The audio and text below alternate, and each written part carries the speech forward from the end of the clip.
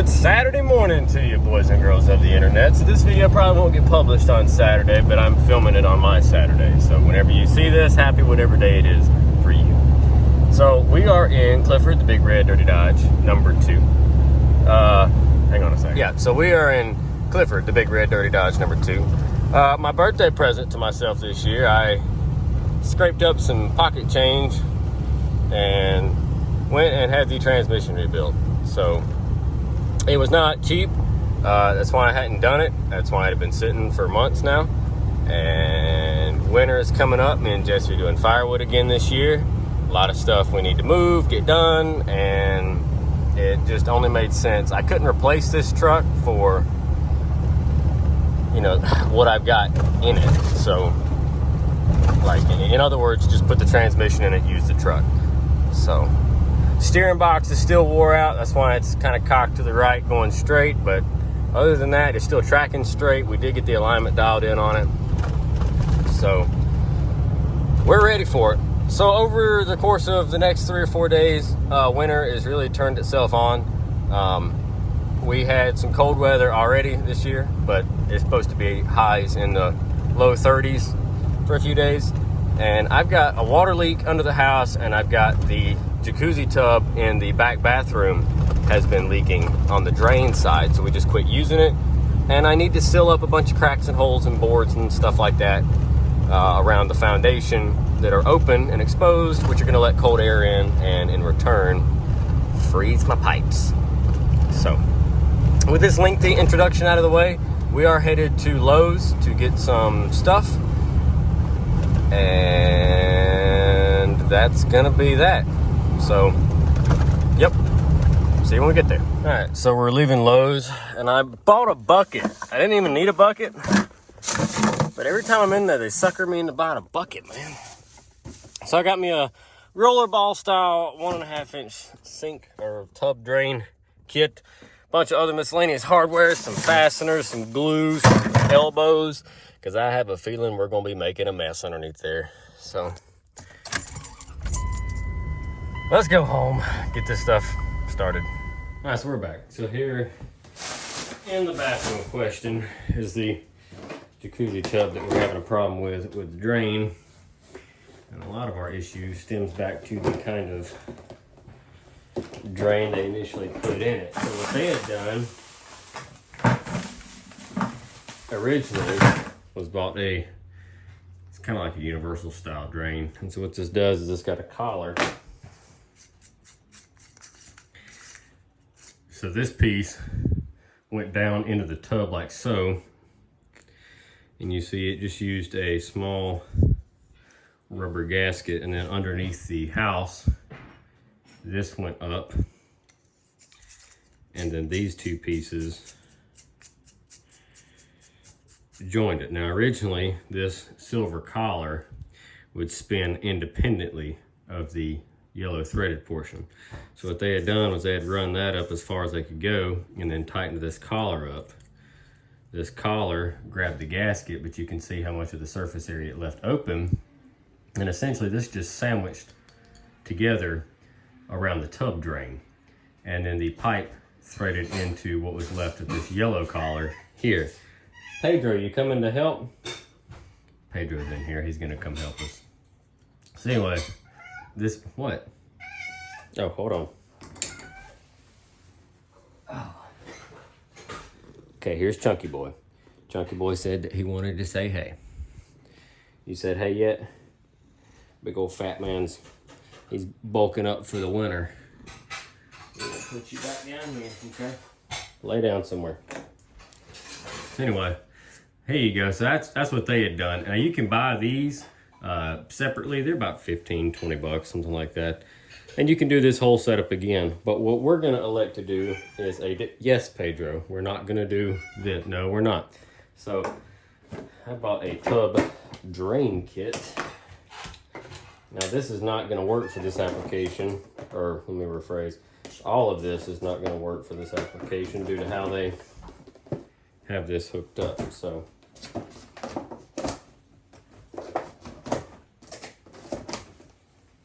Tell him, Pedro, it's not gonna work. But But what we can use, if I'd have put a new razor blade on my knife this morning like I meant to,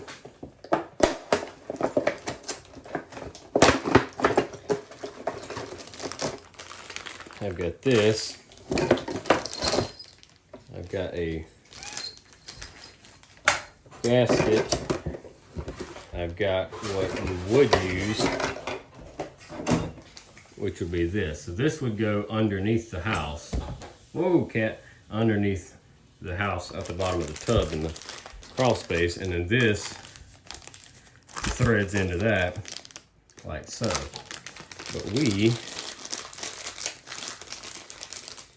because the way this tub is drained and the overflow is set up, this is not going to work because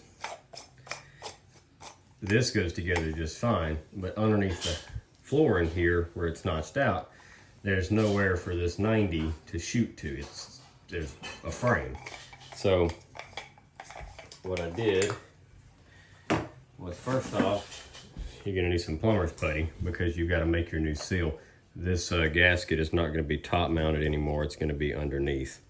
So when you would put this in, this part would go across the top.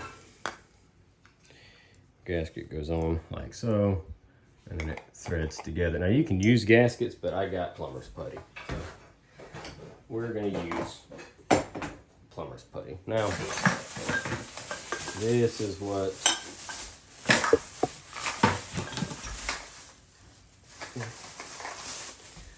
I picked up to correct our issue that we're having. This guy right here, this collar. This is threaded. You need to make sure that the barrel doesn't have a lip in it that would stop the threads, because this is going to have to thread pretty good ways up in there. So this goes on here, and we're going to tighten this all the way down in the floor, and that's going to connect our two pipes together and sandwich it around the tub. So for this, the washer will go under the house on top of this, like so. This will go on top and seal across the tub with the plumber's putty, and then we'll be able to go under the house and put our 1.5 inch pipe, PVC, Schedule 40, directly into this. So I hope that makes some kind of sense. Let's just start putting it together. All right, so I just found two more fittings that are leaking under the house as I went to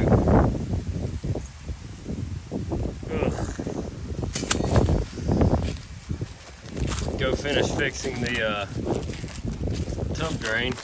But I'm a smart cookie. So before I left the Lowe's this morning, I picked up a pack of these Shark Bite connectors. This is a 4-pack. How did I know I was going to need them? I don't know. But I made sure to get a 4-pack, that's for dang sure. I already fixed one of them this year. Looks like I'm fixing the next one. So, crawl ourselves back underneath there and put a couple more in, shall we? Alright, so I know you guys didn't get to see what was going on earlier. Here's what I had. So, way up in there is the tub drain that I had to cut out bigger and put the right size fitting on it and all that. And this is just temporary setup sitting on a piece of wood. And it's awful underneath here. So this line was leaking at a compression fitting that is, well, I threw it somewhere the other day. So it was leaking, so I took it off, replaced it, it quit leaking. Then the elbow started leaking right there. And then today, as I was fixing this drain, before I put my hangers on it, I just stuck a piece of wood underneath it. I bumped this one, and look, where's it dripping from? Oh, right here. Check it. And it's hot, so it's the hot water. So I just turned the water off for a brief moment. And what I'm gonna do is we're gonna replace it with this guy, and then I'll hang it up. God, I just hope this damn thing survives the winter. This whole house has been a plumbing and electrical nightmare. So anyway, let's go ahead and rig this shit. All right, so that's gonna take care of all that crap. And there's my new shark bite. So listen, folks, when I have a whole bunch of plumbing pipes break or freeze this winter, you just remind me. All right, you just remind me about how poor I am. Can't afford to hire a plumber. So, golly, I'm so sick of fixing all this shit on this house. Let's go cut our water on and check for leaks. All right, so now we've got what I'm officially going to refer to as my plumbing go bucket. I got my putty, I got the glue, I got some extra pipes, fittings, collars, cutters, all that good. This, I will label it, throw it underneath the house for future things that will leak, and I know it'll leak because everything leaks. So next I need to go around, close up all the holes and spray foam. That's another thing we're gonna do. Let's go around the outside of the house and we're gonna close off all of our vents. Now I've still got some expanding foam to put in some big places that I haven't had time to get to. This one's still closed.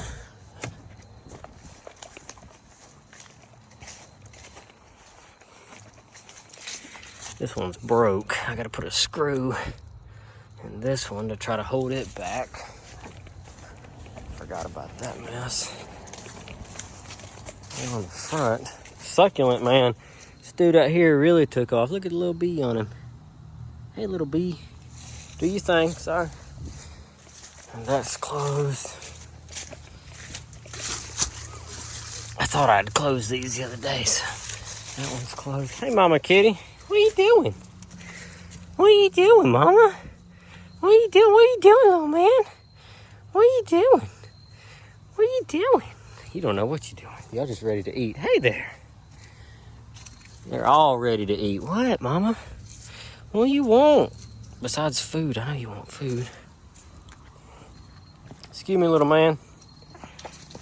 Where you going, little man? He don't know where he's going. He just want to know why I'm following him. All right, it's over here. Got one. Need to close this guy. So you close them during the winter to keep the cold air out, so nothing freezes under your house. And during the summer, you open them so that the house can breathe. And I thought I'd started closing. Yeah. So I thought I'd started closing them the other day and didn't finish. So now all I got to do is put all this crap back on here, put the mower back in there and all that good stuff. And we'll be about ready to rock and roll for this cold weather. All right, so another thing we just took care of. The battery was weak on the telehandler, so charged it up, let it run for a little while. It's good to go. I've got the ditch witch in here. I brought the Super Dexta in. It's got the box blade on it right now. Polaris 200, brought it in, and brought the 4Trax 200 in as well. So I still need to fix that door. You can see it's got holes all in it. I need to put some insulation on that door at the top. You can see I got a rubber flap to go over it to try to help seal that off. But at least that'll keep the moisture and the cold and stuff off of them directly, freezing, rain and frost and stuff like that.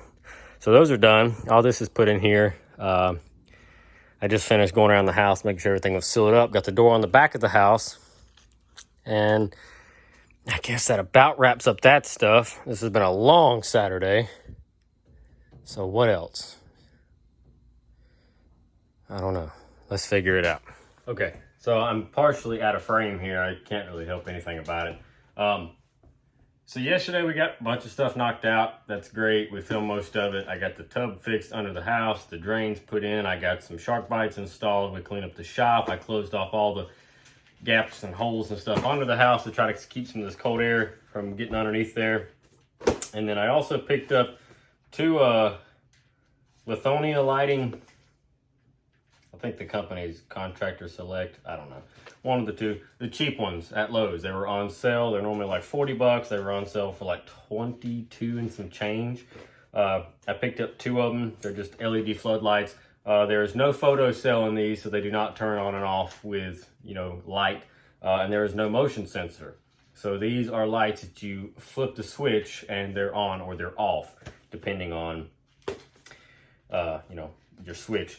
So they're 4000K or 2750 lumens. They draw 25 watts and they are safe to use in wet outdoor locations, which is great because this back corner of the house over here is where we're going to build the big deck and put a roof on it eventually to have a outdoor eating, grilling, cooking area. Haven't done that, you know.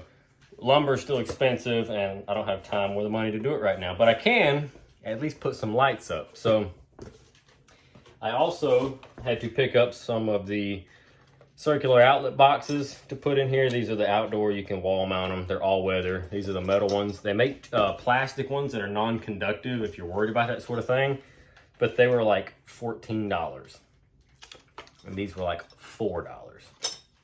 So we're using the metal ones, 5-hole, half-inch, blah, blah, blah, all that good stuff. So you can go in here and thread the conduit into this, you know, to shoot it off different ways. And that's what I'm going to end up doing here, using those outlets with the switches, or using these receptacles with the switches to put some more outlets on the outside of the house when we put the deck on. So I went ahead, like I said, I bought 2 of them. I installed one yesterday evening. It was dark. I couldn't film it. You couldn't see anything. Now the sun's out. You can see. So we're going to go out here and put the other one up.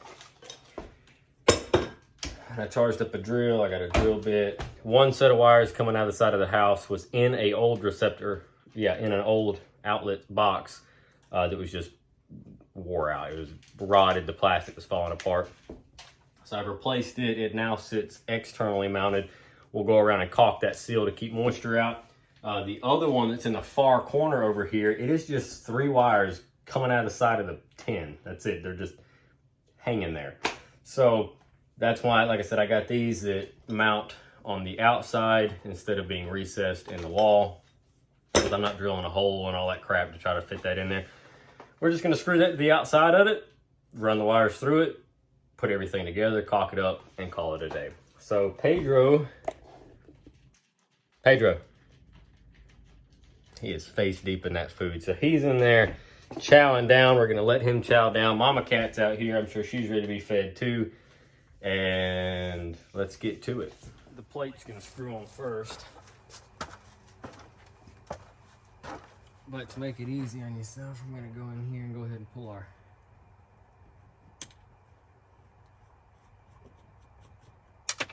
old wire nuts off.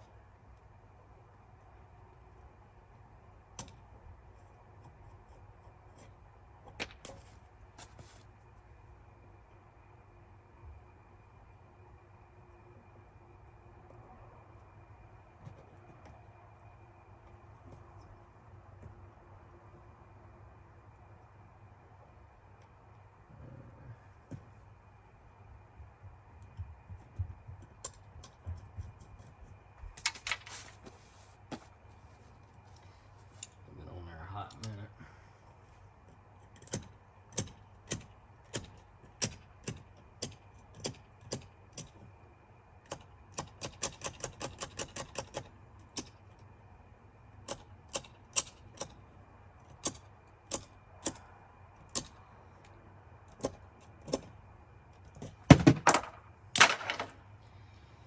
I was done with that one anyway.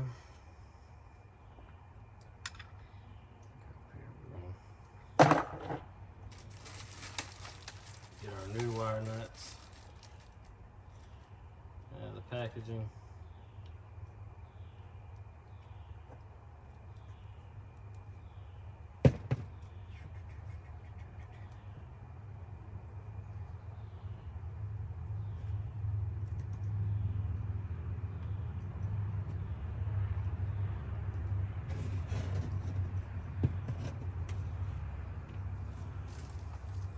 It's never a good idea to let these hang, but see, I'm letting them hang.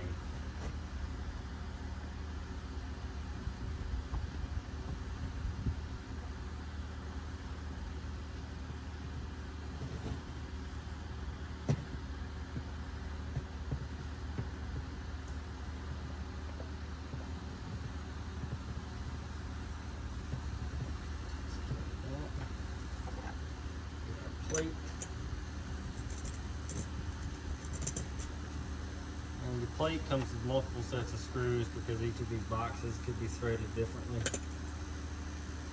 This one uses the coarse threaded screws.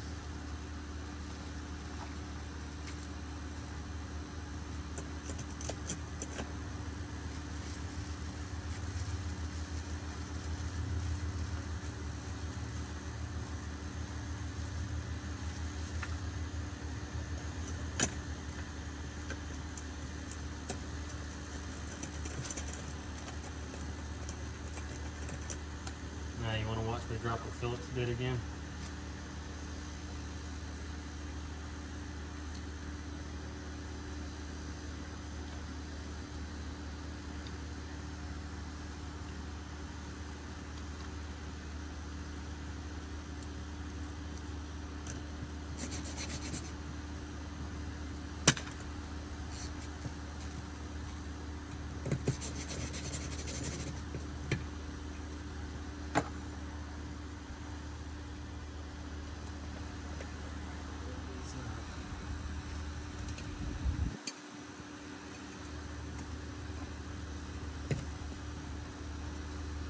I don't know if it's true or not, but I was always told to take your wire nuts and roll them up so that moisture can't get in.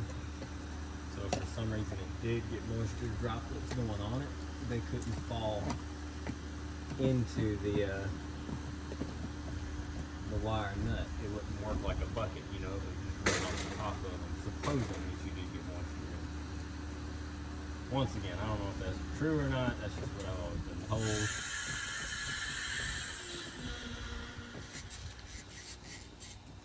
I'm not an electrician. So there's that. Now you can take these lights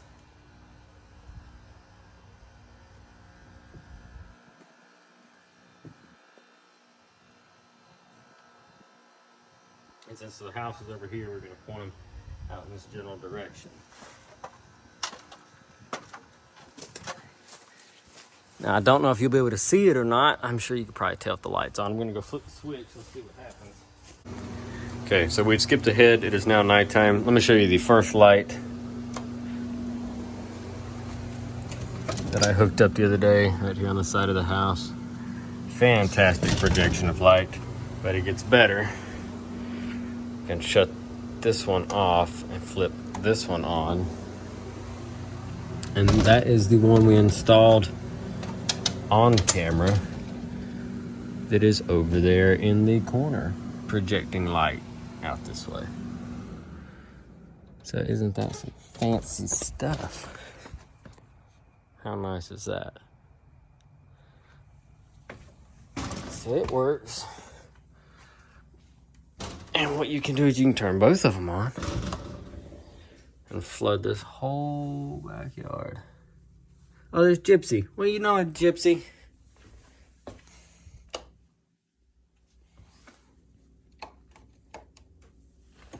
So anyway. All right, and that will, I guess, finish out this video. We got everything done that I wanted to get done. So drop a comment down below. Let me know what you think. And we do have some more stuff coming up here soon that if I can get to film it, I will. But we'll see. So thanks for watching.